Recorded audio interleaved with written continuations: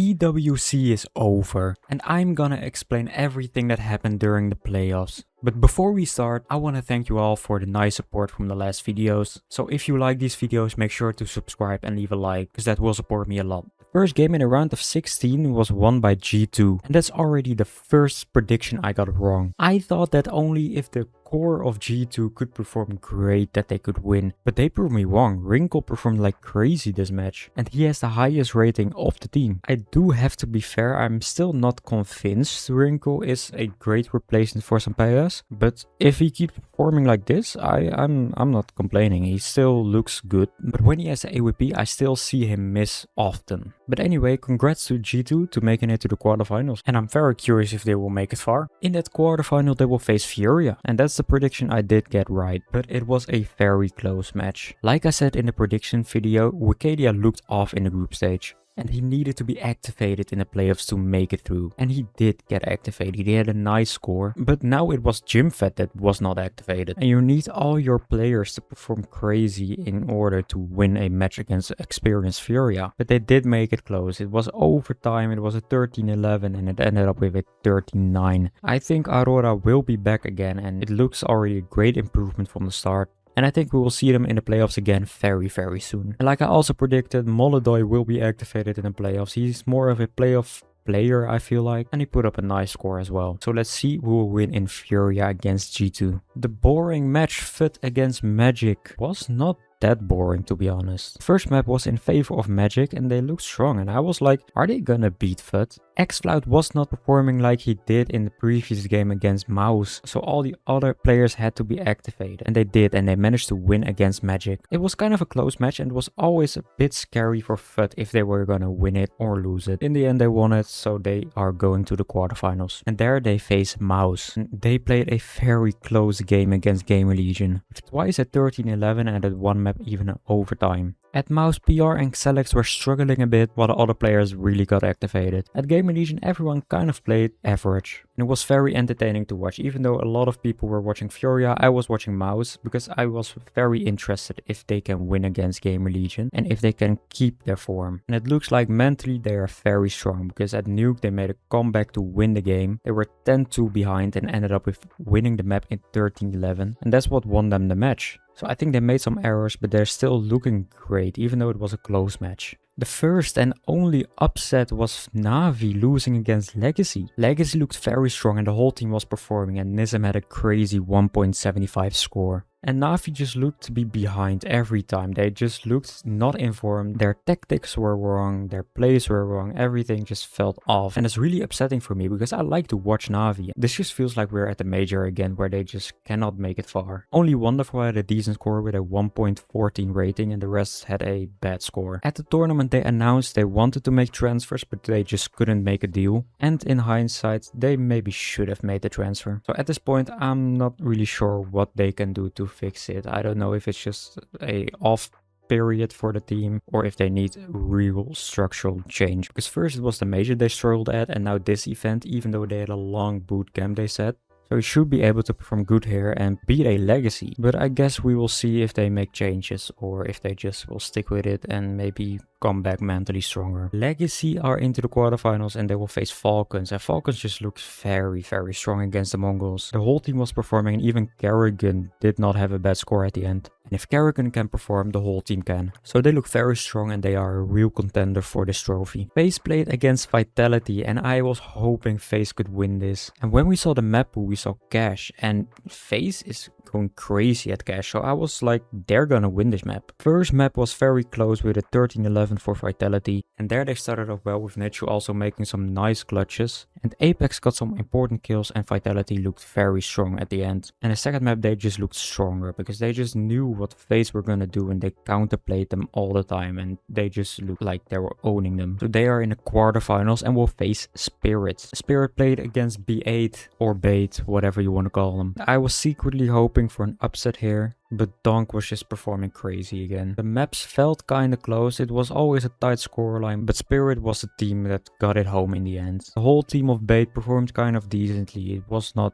dramatically bad scores, but maybe in an alternate world, in an alternate universe, they would have won this match. And if we look at the predictions I made, I only got 3 wrong, so maybe I should stop predicting. Then we have the quarterfinals, and the first match was G2 against Furia. And in the first map, Furia looked very strong. They were just dominating. When G2 got an advantage in the round, Furia made sure it was as close as they could make it. And most of the time they won it. But the second map went into the favor of G2. They looked recovered from the first map and did what Furia did against them. On the third map, Furia started off strong, and I have to apologize against Wrinkle. Because on this map he looks strong with the AWP, but I still think he looks more confident and better with guns. But that is also a nice thing to have as an AWPer. But Furia were just way too strong on the last map, with Molotov putting up a great score, and they are the first semi-finalist. The second quarterfinal was FUT against Mouse, and this is a rematch from the group stage where Mouse lost against FUT. So with the experience of Mouse, you should be thinking they would be able to counter them now and win easily over them. But instead they got owned harder. FUT won all the maps. The first one was close, but the second one wasn't even close. PR was struggling a lot in this match, and the only one really putting up a fight was Dorsey and Exertion.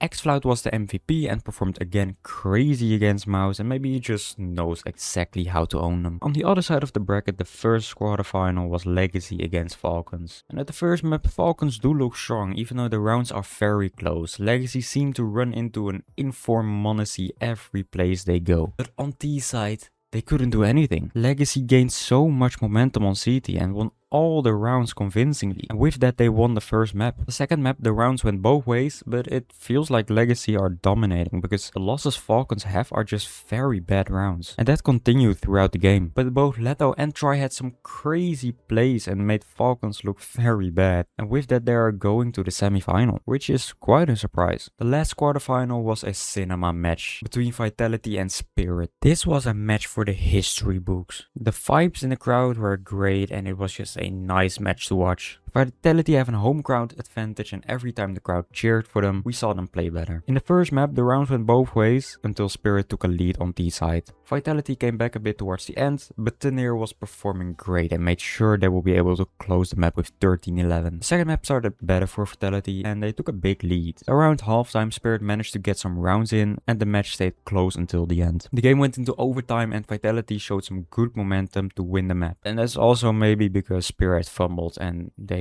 team killed Donk. And with the maps being this close, the last map should be entertaining as well. But that was not the case, because Spirit just had a mentally reset and they were just stronger than we've seen them before. They got fully activated, and with that I mostly mean Donk, and in the end they won the match easily against Vitality. And then we have the semi-finals. FUT started off good in the first map, but the rounds were close in the favor of Furia, but most of the times FUT made it very close and often won important clutches. On T side, Furia managed to get some rounds in, but FUT just read them and had the right calls to win enough rounds to win the first map. The second map was mostly Furia performing great. They got good reads on the situation and some nice plays. FUT looked to make a bit of a comeback, but Furia made sure to end the map with the map win. On the last map, Furia looked to take it home at the start. They got a big lead and it just looked over for FUT, but somehow towards the end, FUT found momentum and they made it very close and got the game into overtime. And after that they continued with the momentum to win the game and beat Furia. Even though Queserado and Yakinder had a great match, it was not enough and FUT make it to the final. The second semi-final is Legacy against Spirit, and will Legacy be able to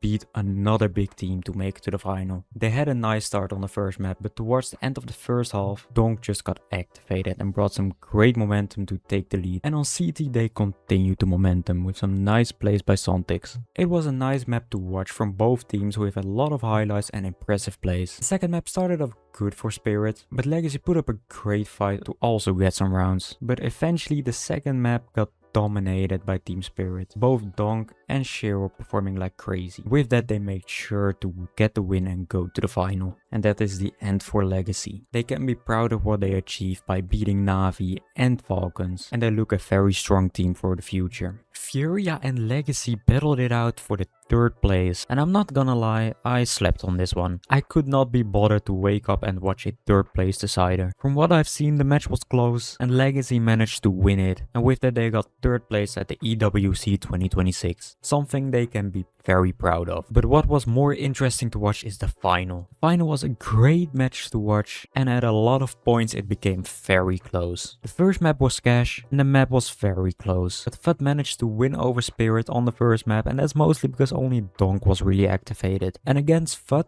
you need at least one more player to be activated, because individually FUT is just very strong. For them, Xcloud was the top performer and even Krabeni looked very good. The second map started off similar as in the first map, but Spirit managed to gain momentum and get a lead, even though FUT showed some nice rounds like the last round of the first half. And in the second half it looked like Spirit were gonna take this home. But FUT had some great reads, and just like with Furia, they made a small comeback to reach overtime. But in overtime it looked like Spirit had reset and they gained some great momentum, and not only Donk was activated. And with that they managed to close the map. The third map started off like the others, with FUT getting the pistol, and after that the rounds were very close and went both ways. And with that the map had a 6-6 halftime score. Spirit won the next pistol, but FUT was the team that found great momentum and had some nice calls and plays to get to match point first. But then there was Magix, and he brought Spirit back into the game with a nice push, and with that they made it into overtime. And in overtime it was very close. Some